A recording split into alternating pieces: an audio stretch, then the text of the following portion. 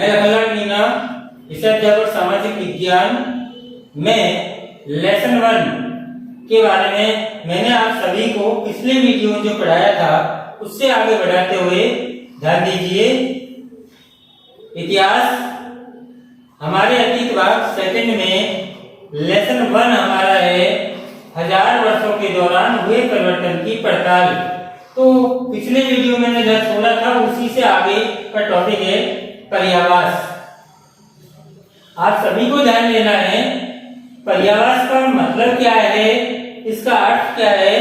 तो मैं पिछले वीडियो में मैं आपको बता रहा था कि लोग जो है प्रारंभिक मानव जो है अधिकांशतः कहाँ रहता था, जंगलों में। और जैसे जैसे उसे खेती की जानकारी के बारे में ज्ञान होता गया वैसे वैसे उसने जंगल के पेड़ पौधों को काटना प्रारंभ कर दिया। अब आपको यह ध्यान देना है कि जंगल में खड़े हुए पेड़ पौधों को यदि काट दिया जाएगा तो जो लोग उनसे अपनी आजीविका चलाते हैं उनके सामने आर्थिक समस्या उत्पन्न हो जाती है। इसलिए वे लोग वहां से एक स्थान से दूसरे स्थान पर जाने लगे, मजबूर होकर के वो अपना जो जंगल के उत्पादों से अपना व्यवसाय करते थे वो मजबूरन उन्हें छोड़ना पड़ा। तो इस संबंध में आपको यहाँ पर्यावास के संबंध में समझाता हूँ। पर्यावास का तात्पर्य क्या है, प्यारे बच्चों ध्यान दीजिए। ये प्रश्न परीक्षा में पूछा जा सकता है, पर्यावास से आप क्या समझते हैं।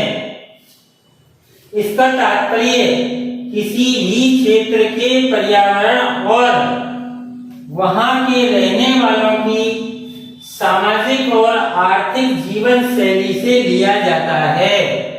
अर्थात वहां रहने वाले, जैसे मैंने अभी आपको कहा, जंगल में रहने वाले लोगों के सामाजिक जीवन से और उनके आर्थिक जीवन शैली से लिया है। यहाँ पर खेती के नॉलेज होने के बाद, खेती का ज्ञान बढ़ने के साथ साथ खेती की जमीन निकालने के लिए जंगलों को धीरे धीरे काटा जाने लगा था। इसी कारण कई वनवासियों को मजबूर होकर उस स्थान को छोड़ना पड़ा।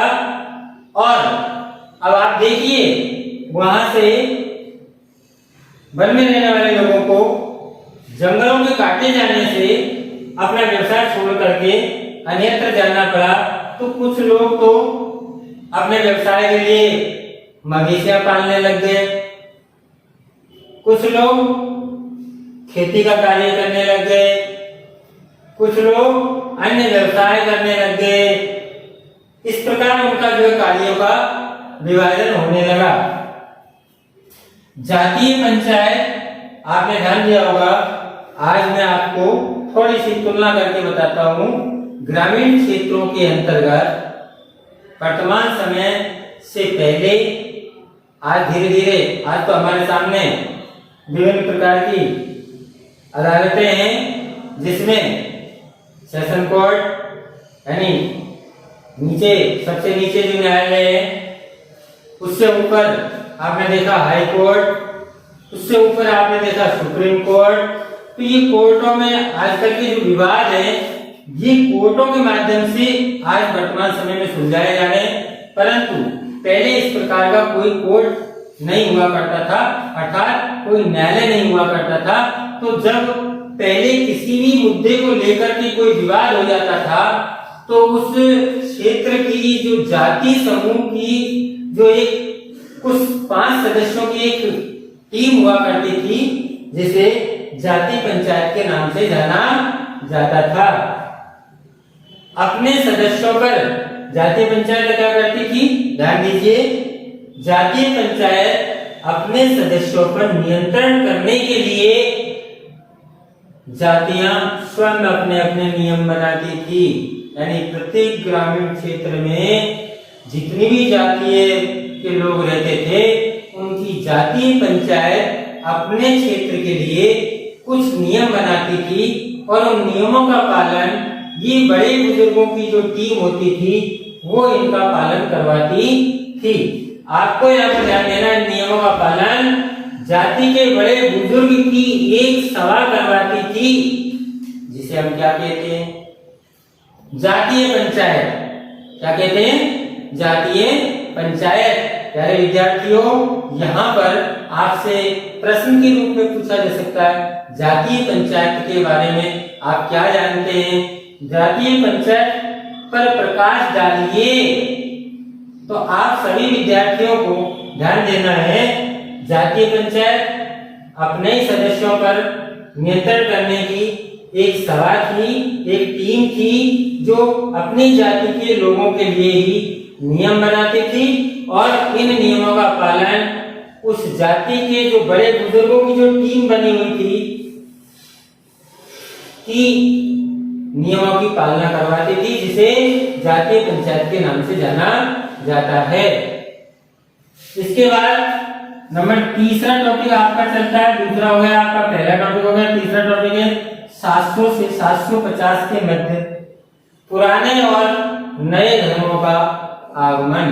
अर्थात जो पहले से हमारे देश के अंतर्गत जो धर्म विद्यमान थे उसके अलावा और कौन कौन से धर्म आए, तो आपको ध्यान देना है। कुरान शरीफ जानते हैं आप, कुरान शरीफ इस्लाम धर्म का प्रमुख ग्रंथ माना जाता है। कुरान शरीफ का एक संदेश भारत में आया कौन सी सदी में? 7वीं सदी में। कुरान शरीफ का संदेश भारत में 7वीं सदी में आगमन हुआ और इस संदेश में क्या लिखा हुआ था ये आपको ध्यान देना है। तो इसमें ये लिखा हुआ था, केवल एक ईश्वर पर विश्वास करो और वो है अल्लाह। अल्लाह की सत्ता को स्वीकारते हैं, यानी कुरान शरीफ में ये लिखा हुआ है कि एक ईश्वर है और उसे अल्लाह के नाम से पुकारा जाता है और अल्लाह की सत्ता को ही स्वीकार करना है, बाकी किसी भी दुनिया की किसी भी प्रकार की कोई सत्ता को स्वीकार नहीं करना है। जिसका और उस संदेश का क्या अर्थ था? जिसका प्रेम, करुणा और उदारता अपने में आस्था रखने वाले हर व्यक्ति को गले लगाता है। इस प्रकार उस कुरान शरीफ का संदेश था जो भारत में 7वीं सदी में उसका आगमन हुआ। इसके बाद इसी धर्म का नेतृत्व करने वाले लोग, अगला आपसे प्रश्न पूछा जा सकता, खलीफा कौन थे? खलीफा कौन थे? इस्लाम धर्म यानी इस्लाम धर्म का नेतृत्व करने वाले जो लोग थे, विद्वान थे, उन्हें खलीफा के नाम से जाना जाता था। इसी प्रकार 19वीं सदी के मध्य में इतिहास को 3 युगों में विभाजित कर दिया। वो कौन कौन से? हिंदू, मुस्लिम, ब्रिटिश। ये विभाजन विचारों पर आधारित था, यानी यहाँ आपको ध्यान देने की आवश्यकता है, जो हिंदू धर्म की विचारधारा को मानने वाले लोग थे वो हिंदू धर्म के अंतर्गत आए, जो कुरान शरीफ के नियमों का पालन करने वाले थे वो मुस्लिम धर्म के अंतर्गत आ गए। और भारत की विशेषताओं के कारण, भारत में लघु, कुटीर और वृहत उद्योगों की अच्छी स्थिति होने के कारण भारत को सोने की चिड़िया के नाम से जाना जाता था। तो भारत की सोने की चिड़िया के नाम से जानने के कारण जो ब्रिटिश लोग थे वे आकर्षित हुए और वो भी हमारे देश में व्यापार के बहाने आकर के, और फिर उन्होंने भी अपने यहाँ आने के बाद हिंदू और मुस्लिम के साथ एक ब्रिटिश युग की शुरुआत की। इस प्रकार आपको ध्यान देना है 13वीं, अब आप ध्यान दें 13वीं और 14वीं शताब्दी में। 13वीं शताब्दी में यदि किसी प्रकार का कोई लेखन कार्य किया जाता था तो आपको ध्यान होना चाहिए 13वीं शताब्दी में कागजों का अभाव था, और 13वीं शताब्दी में कागजों के अभाव के कारण ही आपको ध्यान देना है पांडुलिपि का निर्माण हुआ। और ये पांडुलिपि ताड़ के पत्ते पर लिखी जाती थी। साथ में आपने एक छोटा सा आकलन और आपको मैं समझाता हूं, आप ध्यान दें। यदि आप कभी किसी विद्यार्थी से होमवर्क करने के लिए उससे उसकी कॉपी लेते हैं तो आपको उसकी राइटिंग में बहुत सारे ऐसे शब्द होते हैं जो समझ में नहीं आते हैं। इसी प्रकार पांडुलिपि को लिखने के लिए, ताकि वह भाषा अन्य लोगों के समझ में आए, उसके लिए कुशनवीसी का इस्तेमाल किया जाता था। कुशनवीसी कौन होता है? अपने हाथ से सुडोल और सुंदर सुंदर लेख लिखने वाले व्यक्ति को कुशनवीसी के नाम से जाना जाता था। तो उससे पांडुलिपि के अंतर्गत ये लिखवाया जाता था, ताकि उस भाषा को बाद में लोग अच्छी तरीके से पढ़ सके और समझ सके। इस प्रकार मैं आपको समझा रहा हूँ, कागज का जब प्रचलन हुआ 14वीं शताब्दी में, तो छापे खाने का आविष्कार धीरे धीरे बड़ा रूप लेने लगा, और धीरे धीरे बड़ा रूप लेते लेते आज आप देख रहे हैं, जिस समय आप यदि किसी दुकान पर कोई सामग्री लेने जाते हैं तो उस समय आपने देखा होगा दुकानदार सामग्री को कागज की थैली या कागज में लपेट करके आपको दिया करता था। लेकिन यदि वर्तमान की तुलना करते हैं तो आप जाते हैं तो आप देखते हैं सब कागज की थैली का अभाव पाया जाता है। कागज की थैली में आपको जो सामग्री नहीं दी जाती है, बल्कि विभिन्न प्रकार के वर्तमान समय के अनुसार चलने वाली सामग्रियों में आपको सामग्री दी जाती है, जैसे प्लास्टिक की थैली, जो पर्यावरण के लिए एक खतरा है।